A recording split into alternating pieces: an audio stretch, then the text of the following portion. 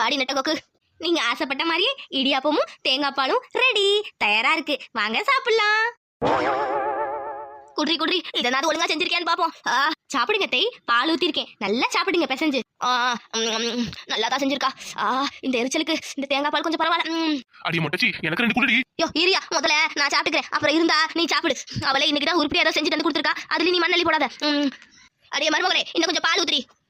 ஊத்துறே ஊத்துறே, பால் தானே ஊத்துறேன். நல்லாதான் இருக்கு, பால் நல்லா ருசியா தான் இருக்கு. அடியே மொட்டச்சி, யோ என்னையா திங்கிறப்ப மொட்டச்சி கிட்ட கம்மு நிரியா. அடியே சொல்றத கேளுடி பொண்ணு. என்னையா உனக்கு பிரச்சனை? இடியாப்பம் வேணுமா? நான் சாப்பிட்டது போக மீதி இருக்கும், அப்புறம் சாப்பிடு. இரு, பால் நல்லா ருசியா தான் இருக்கு. அடியே திக்கு புடிச்சோளே. என்னையா பாலுல பல்லிடி. யோ என்னையா வளர்ற? சவுத்துல தானே பல்லி இருக்கும், பால்ல எப்படி பல்லி இருக்கும்?